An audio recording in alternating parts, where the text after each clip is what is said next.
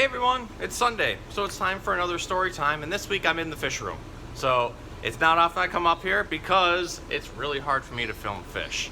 But I do have a really awesome guy behind me called a flowerhorn.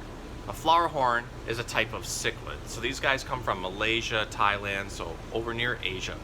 Now, flowerhorns are actually a mix of a few different types of fish. So you wouldn't naturally find these guys in the wild, but they are in the wild now. Flowerhorns are a really cool fish because they can get pretty big. They can get about that big or so and require a lot of space. When they're here, they're okay being in the systems we have them in because we clean them a lot, we always check the water quality, we're always changing the filters, and if we need to, we move everybody around in different tanks as need be. So he's okay being in here for now, but if this were a pet at home, we would get a much larger tank, and he'd have to be kept alone. Because flowerhorns don't like being around other fish. If they are, they can get very aggressive, and when they do that, they can sometimes go after them. They do have teeth, so we don't think of fish as being a type of species that has teeth, but they do. They've got to chew their food somehow. So a flowerhorn eats lots of little types of different protein, things like bugs or even other small fish, so he's got to have those teeth to help chew them up. So one of my favorite things about these guys is they got this bump on the front of their head called a nuchal hump. Sometimes it's called a coke, K-O-K, or like I learned it as nuchal hump way back when I went to school, so that was a little while ago. This kind of helps distinguish males from females. It's a way that we can kind of tell, because typically males will have like a little bit bigger one than females, but then there's also other ways we can tell. So fish lay a lot of eggs, just like what we talked about with insects before and what we've talked about with amphibians. A lot of these animals are actually food for other animals when they start out in the wild. So a female can lay 1,000 eggs per month. That's a lot of fish, but those eggs are super tiny. So as eggs and as they're hatching out, other animals will come up and eat them as food. But because the female can lay so many of those eggs, they're fine. The fish can absolutely thrive. Now they come in a variety of colors. It's kind of hard to see because the lighting makes the color go in and out, because it's kind of hard to shoot inside an aquarium and get the good lighting in there. But right now he's fluorescent orange and white. But they change colors throughout their lives. So sometimes he can be green, he can be red, orange, yellow, tints of blue and purple. So they end up some really cool colors. So when this video is done, when you're watching it, I want you to look up flowerhorn on Google so you can get a better idea of what they look like in better colors. And again, I apologize that the color is going in and out. I just use my cell phone for this. I don't actually have professional camera equipment. So if I did, it might show up, but I'm also not a professional photographer or videographer. I do this for fun, and I do it so I can read stories to you guys and teach you a little bit about animals. So on that note, we're gonna read the Pout-Pout Fish. And the reason I picked this is I think their mouths look exactly the same.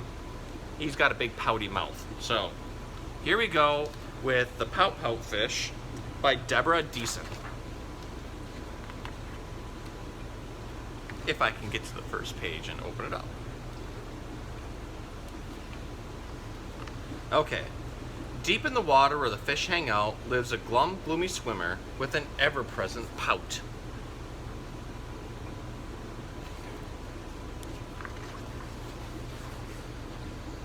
I'm a pout-pout fish with a pout-pout face, so I spread the dreary rearies all over the place.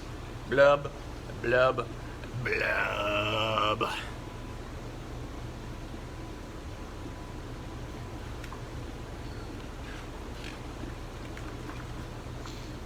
Along comes a clam with a wide-winning grin and a pearl of advice for her pal to take in. Hey, Mr. Fish, with your cross-town frown, don't you think it's time to turn it upside down? Says the fish to his friend, nice thought, Miss Clam, I hear what you're saying, but it's just the way I am.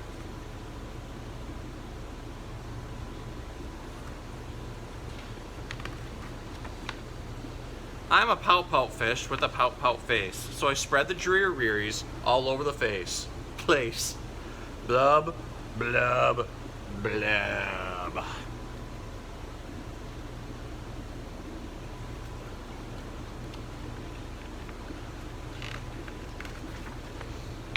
Along comes a jellyfish, he floats through the ocean, his tentacles all trailing in gentle locomotion. Hey, Mr. Fish, with your daily scaly scowl, I wish you wouldn't greet us with a grimace and a growl. Says the fish to his friend, Mr. Jelly, I agree, I'd like to be more friendly, but it isn't up to me.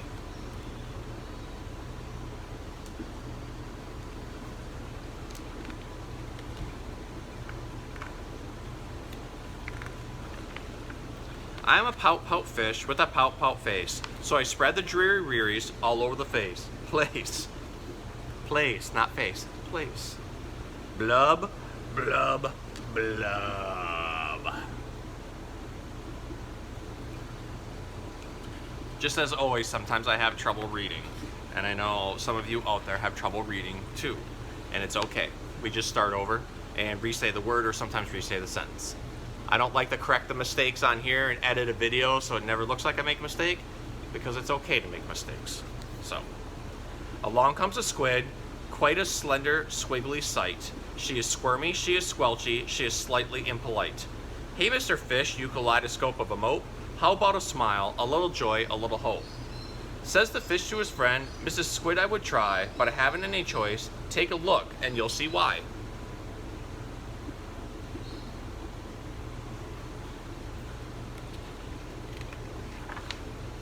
I'm a pout-pout fish with a pout-pout face, so I spread the dreary all over the place. Blub, blub, blub.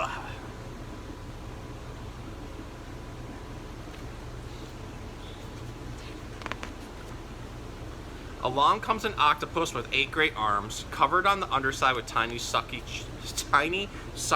charms. Hey, Mr. Fish, let me tell you it to you straight. Your hulky bulky sulking is an unattractive trait. Says the fish to his friend, Mr. 8, my chum, with a mouth like mine, I'm destined to be glum. I'm really tripping over words today. That's okay. I'm a pout-pout fish with a pout-pout face, so I spread the dreary rearies all over the place. Blub, blub, blub.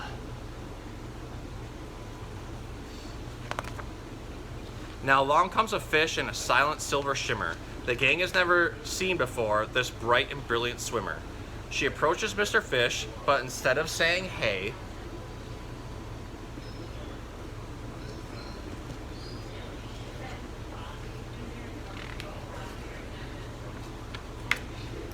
she plants a kiss upon his pout, and then she swims away.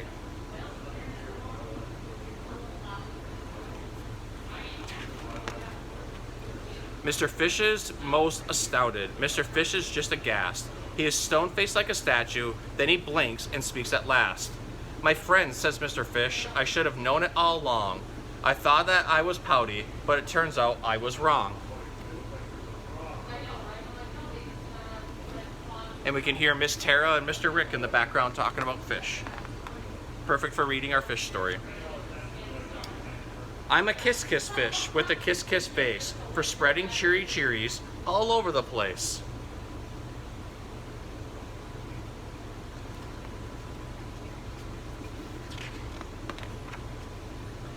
So I'll smooch, smooch, smooch, smooch.